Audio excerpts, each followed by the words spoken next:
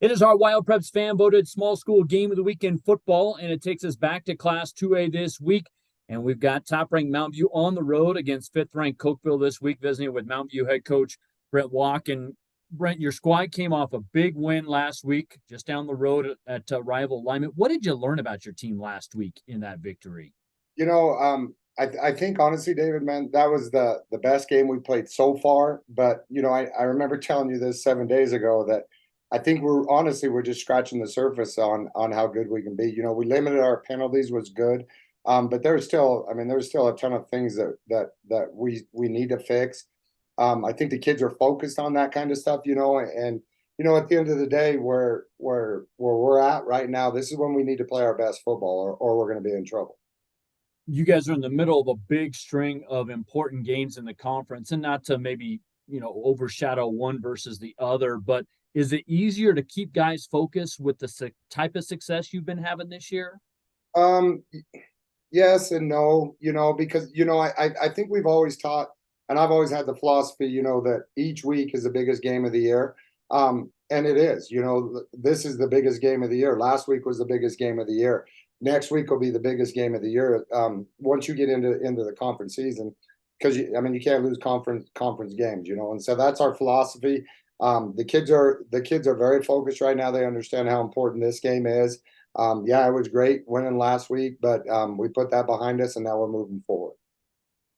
As much as a rivalry game it is against Lyman, this one's more of a rivalry than I think people realize, just because when they were 1A and still playing 11 man, they always kind of stepped up to play you. I'm talking about Cokeville.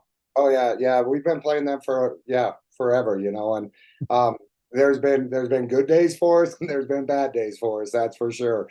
So but yeah, they do a great job, and we've been playing them forever, and we know when we hit there tomorrow that we're gonna have to play good football because we're playing a good football team.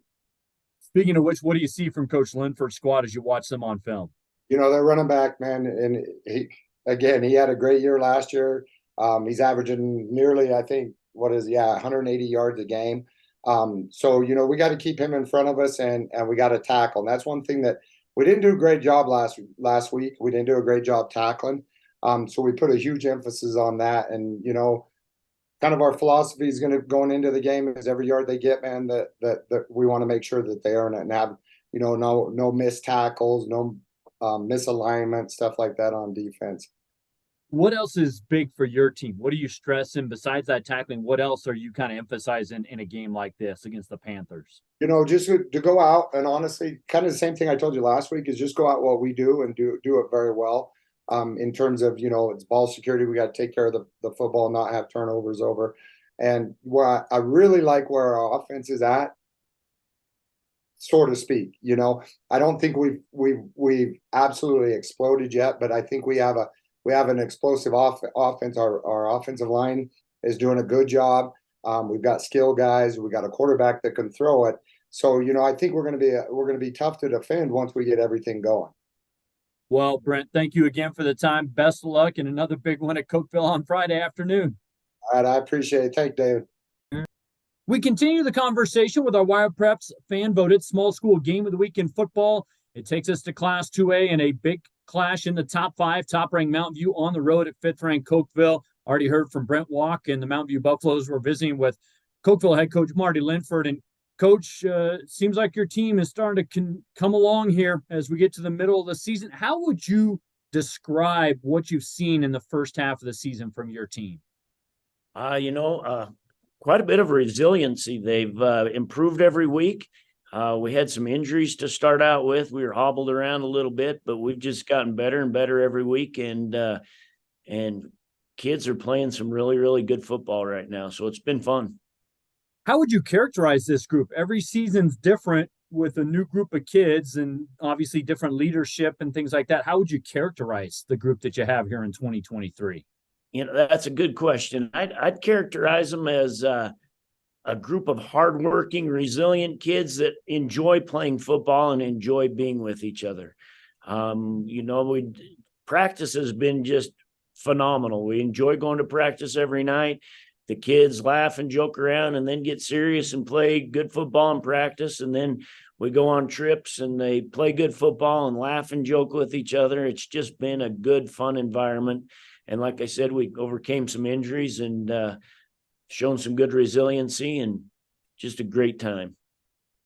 How do you describe what Jack Dayton brings to your football team?